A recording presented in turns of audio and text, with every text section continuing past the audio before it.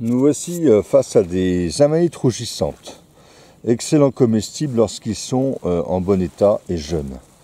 Alors là, nous avons des spécimens de tout âge. En voici un qui est tout à fait excellent, tout jeune, qu'on voit ici. Hein, alors avec un pied blanc à l'intérieur, mais qui peut rougir dans les piqûres d'insectes. Hein, ou à la cassure, on voit ici ça a tendance à rosir un peu, traces de rouge vineux, le pied porte un anneau qu'on voit bien ici, un anneau retombant, des lamelles blanches, parfois ayant tendance à rougir un petit peu sur les arêtes, comme on voit ici, et puis un chapeau qui est généralement, comme on voit ici, de couleur lit de vin, vineux, marron lit de vin, marron rouge vineux. Il y a toujours des traces de rouge, au moins sur le pied, comme on voit ici par exemple, ou sur le chapeau. Les squames sont toujours colorées, comme on voit ici, elles ne sont jamais blanches, ces squames. On a ici un excellent comestible. L'amanite rougissante, on l'appelle aussi la golmotte ou l'oronge vineuse. Donc ce champignon qui est souvent délaissé par les gens. Évidemment, faut bien la connaître. Et c'est un champignon qui peut se consommer avec des pâtes à la carbonara, par exemple. Ça, c'est vraiment excellent.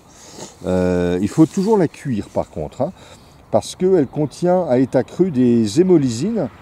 Les hémolysines sont des toxines qui ont tendance à faire éclater les globules rouges. Donc c'est quand même pas génial quand c'est cru. Il faut le cuire 20 minutes à feu non couvert, à la poêle, c'est l'idéal.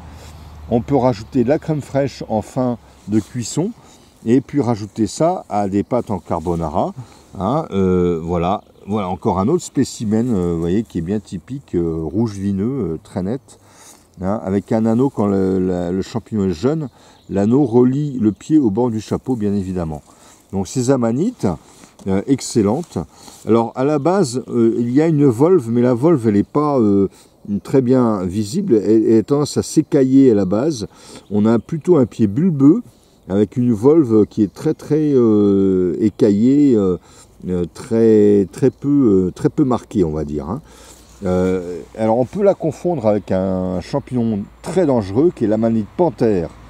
Mais l'amanite panthère a toujours un pied qui est blanc, un anneau blanc, une volve blanche très marquée, avec un bulbe beaucoup plus court, et carrément une volve avec un bulbe qui marque un angle très marqué avec la base du pied. Jamais de traces de rouge sur le chapeau, ni le pied, ni l'anneau. Les squames sont blanches, parfaitement blanches, dans l'amanite panthère, et le chapeau d'un beau marron, un marron absolument sans aucune trace de rouge. Alors là, évidemment, l'amanite panthère, champignon mortel par excellence, c'est un champignon qui va avoir des toxines qu'on retrouve dans l'amanite tumouche, mais l'amanite panthère est quand même beaucoup plus concentrée en toxines. Donc extrêmement dangereuse.